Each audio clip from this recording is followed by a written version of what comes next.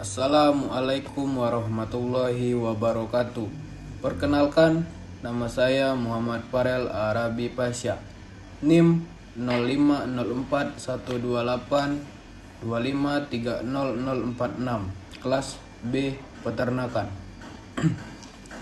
Dosen pengampu mata kuliah Bahasa Indonesia Bapak Ridho Andi Sucipto, MPD. Kali ini saya akan menjelaskan kedudukan bahasa Indonesia sebagai bahasa nasional dan bahasa negara. Bahasa Indonesia sebagai bahasa nasional. Kedudukan bahasa Indonesia sebagai bahasa nasional ditetapkan sejak Sumpah Pemuda 28 Oktober 1928, yaitu kami putra dan putri Indonesia menjunjung bahasa persatuan bahasa Indonesia sebagai bahasa nasional. Fungsinya adalah lambang identitas nasional, menunjukkan jati diri bangsa Indonesia, lambang kebanggaan bangsa, alat pemersatu yang menumbuhkan rasa bangga, alat pemersatu berbagai suku dan daerah, menyatukan bangsa yang majemuk, alat perhubungan antar budaya dan antar daerah, memudahkan komunikasi lintas suku dan daerah. 2. Bahasa Indonesia sebagai bahasa negara.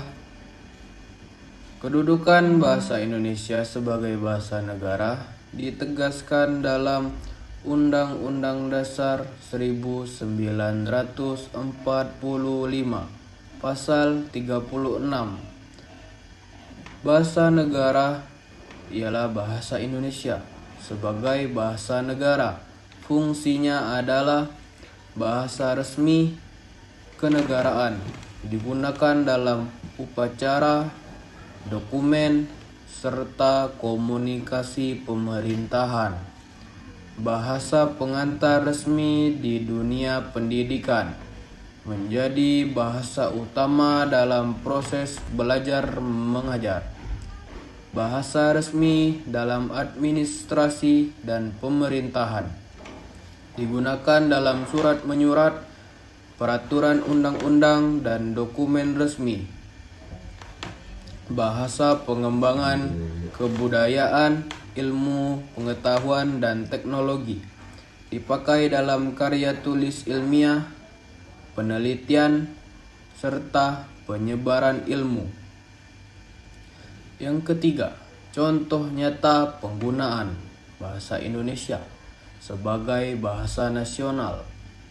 Lagu nasional seperti Indonesia Raya dan Bagimu Negeri. Karya sastra seperti novel, puisi, cerpen dalam bahasa Indonesia, media komunikasi sehari-hari di masyarakat, multitenis sebagai bahasa negara.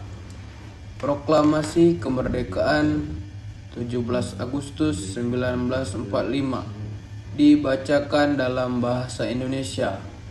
Pidato Presiden Republik Indonesia di sidang tahunan MPR. Undang-Undang Dasar 1945 ditulis dalam bahasa Indonesia. Proses belajar mengajar di sekolah. Dan yang keempat, tantangan dan harapan.